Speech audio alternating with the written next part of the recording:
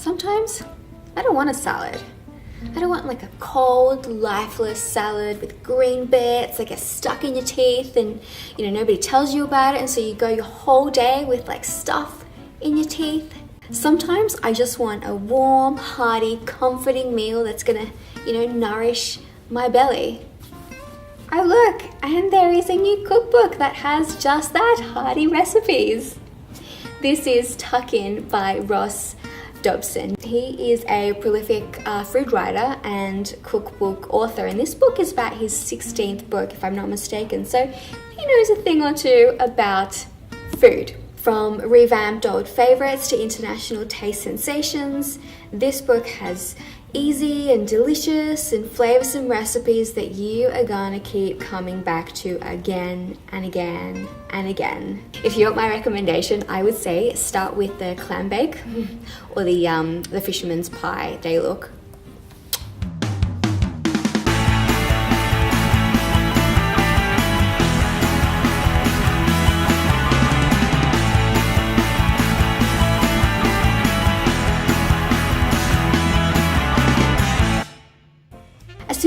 up this book which is called The New Australian Garden, I wanted to weep. I wanted to shed tears, and you know why? Let me tell you why. My own backyard is the size of a matchbox, right? And it's all concrete, and I've got some pots, potted plants, but they don't really want to flower. I've got a frangipani tree that doesn't flower. There's like orchids which are this really bizarre brown color. They should be pink, I think. So when I compare my own garden to the 18 remarkable gardens that are in this book, understandably, I would want to weep. So as I said, this book has 18 remarkable gardens that represent a new movement in Aussie landscape design, which is this relationship between architecture and the garden. And there's no better person to take us on this journey than Michael Bates. He's a landscaper himself, and he founded the Bates Landscapes, which is one of Sydney's leading landscape businesses. So A Column of Fire is the third epic historical novel in Ken Follett's Kingsbridge series. We, of course, started with Pillars of the Earth, which, by the way, is being turned into a video game. It was followed by A World Without End, and now we have the third one, A Column of Fire. This book has everything you'd want in an epic historical novel. We've got Europe is in a state of upheaval, the Catholics hate the Protestants, Queen Elizabeth I is actually ruling at the time, but you have Mary Queen of Scots. She's constantly threatening her reign. And amongst all this, we have a romance, which of course is just as angst-ridden as the romances in the first two books in the series. So like I said, it's got everything in it.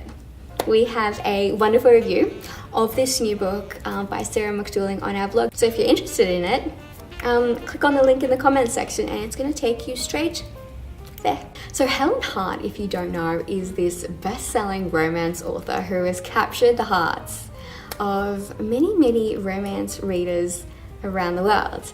Now, the 7th book in her Still Brothers series is actually being released at the end of August, and this one is called Shattered, and it follows the romance of Ryan, who is another Still brother, and his love affair with Detective Ruby Lee. If you love authors like E.L. James or Sylvia Day or Meredith Wilde, you are going to love Helen Hart's Still Brother series. They're romantic and they're steamy, and they've got everything you could ever want in a romance. Every year in Australia, we celebrate National Science Week, which is kind of like a week in August where we just celebrate everything to do with science and technology. And this year, it's happening right now between the 12th and the 20th of August. Now, science is more than just like complicated formulas and words that we have no idea what they mean and can't pronounce. It's what is it? I really don't know what science is or does or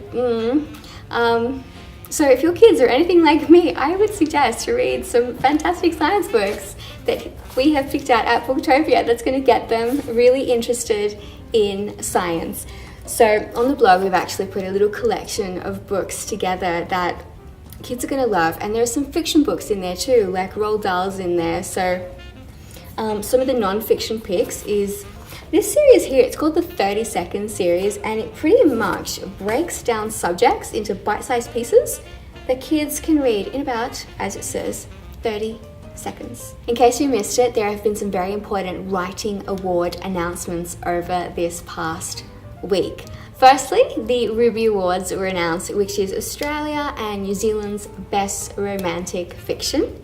And secondly, the Crime Writers Association of Australia announced their shortlist for the 2017 Ned Kelly Awards, which is one of our most premier awards for crime writers here in this country. If you want to know who won the Ruby Awards and who got shortlisted for the Ned Kelly Awards, hop on over to our blog. We've got all the winners and shortlisted authors there. What are people reading this week? Number 10, One-Handed Cooks by Ali Gaunt and Jessica Beaton. Number 9, The Clever Guts Diet by Dr. Michael Mosley.